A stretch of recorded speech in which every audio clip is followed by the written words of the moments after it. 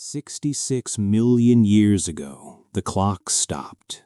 It was a Tuesday, or maybe a Friday. It didn't matter.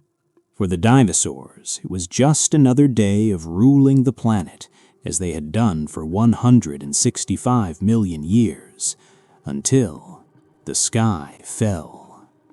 It wasn't just a rock, it was a mountain, the size of Mount Everest.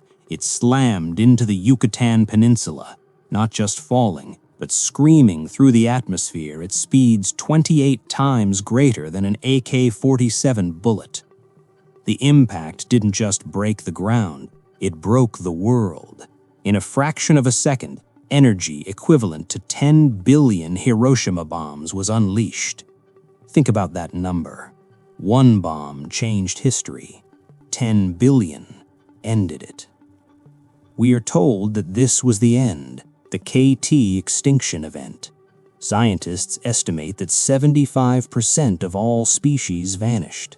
Anything heavier than 25 kilos, or about 55 pounds, was sentenced to death.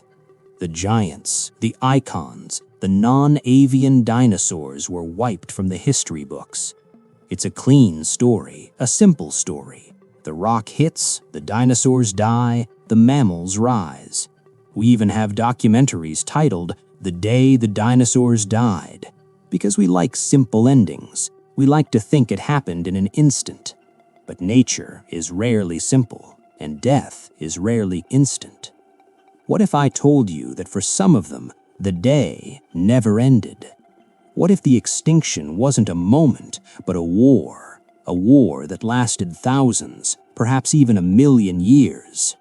Welcome to the investigation of the impossible survivors. To understand how they could have survived, we first have to understand what they survived through. The initial blast was horrific. If you were in the Western Hemisphere within 1,500 miles of the impact, you were gone in minutes.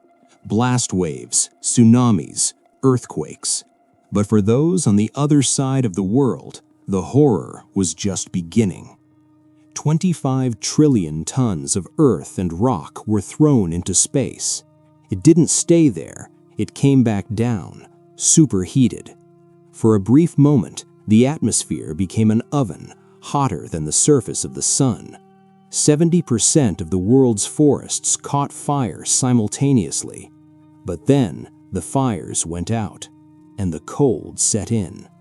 All that soot, dust, and smoke choked the sky. The sun vanished. A recent study puts a terrifying number on this era of darkness. It wasn't a week, it wasn't a month, it was a 15-year nightmare. Imagine 15 years without summer. Global temperatures dropped by as much as 36 degrees Fahrenheit, 20 degrees Celsius. Photosynthesis stopped completely for at least a year. The plants died. The herbivores, with their food burnt or frozen, starved.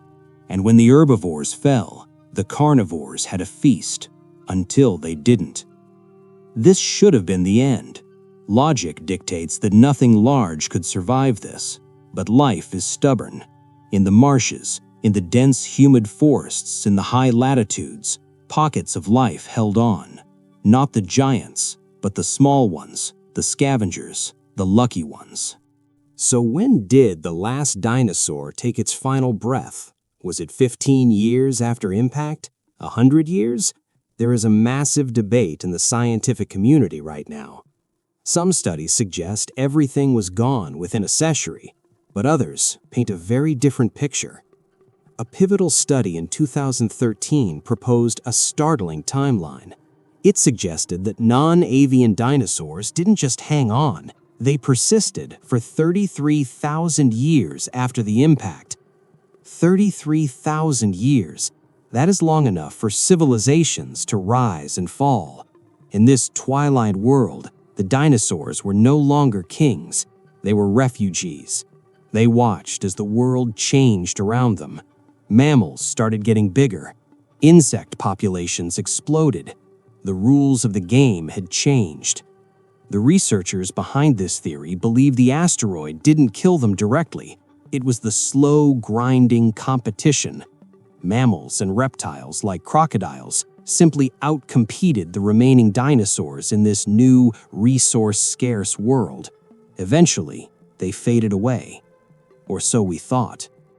But 33,000 years is a blink of an eye compared to what was found in the American Southwest. Deep in the Badlands of the San Juan Basin, in New Mexico and Colorado, something was waiting to be found. A team of paleontologists uncovered fossils, not just any fossils, hadrosaurs, tyrannosaurs, ankylosaurs, even massive sauropods, a complete ecosystem of giants. They ran the dating tests, they checked the soil layers, and the results were impossible. These bones were found in the Paleocene epoch. For those of you who don't speak geology, let me translate. The Paleocene is the era after the dinosaurs. Specifically, these bones were dated to 500,000 years after the asteroid. Let that sink in. If this is true, it means dinosaurs were walking around, eating and breeding, while the Earth had fully recovered. They would have seen the rise of new mammals. They would have encountered creatures like the pantodonta or ancient freshwater eels. But how? How does a T-Rex survive the apocalypse in New Mexico, of all places? The lead paleontologists proposed 3 theories to explain this miracle. Theory number 1, the bunker. They suggest the San Juan Basin might have acted like a natural shield, a deep canyon or protected zone that sheltered them from the blast waves and fires. Theory number 2, the migration.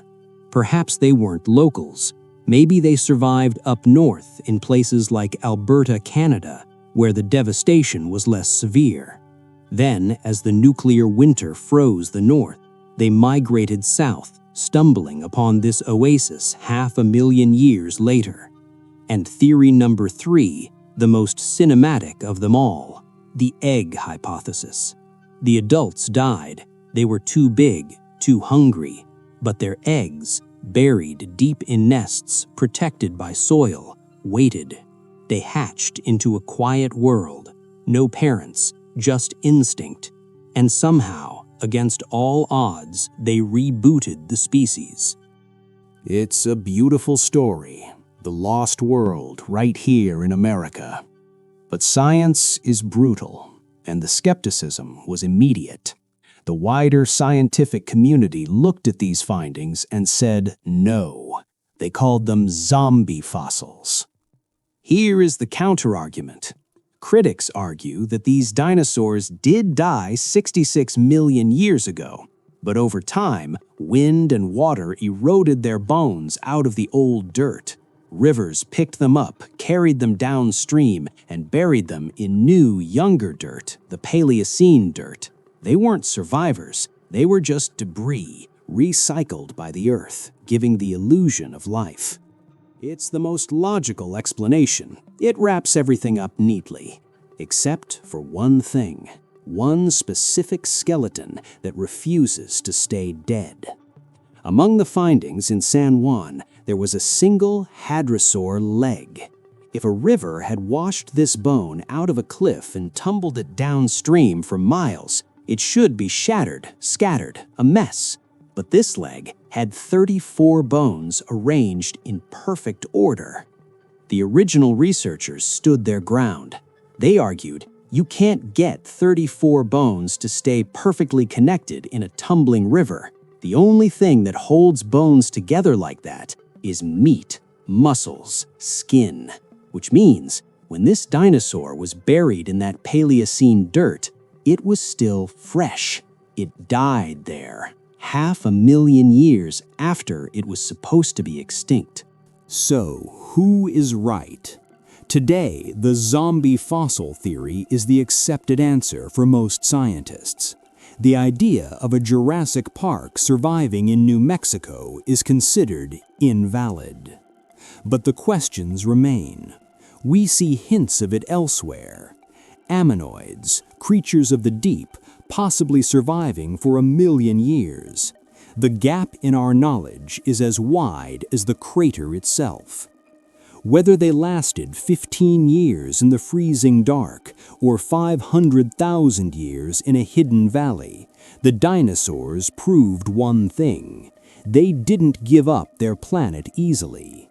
They fought, they adapted, they endured, and maybe, just maybe, we haven't found the last of them yet. What do you think? Was it a mistake in the dirt? Or did giants walk among the first dawn of the mammals? The history books are written in pencil, and sometimes we need to use the eraser. Thanks for joining this investigation. If you want to explore more secrets of the deep past, verify your subscription below. Until next time.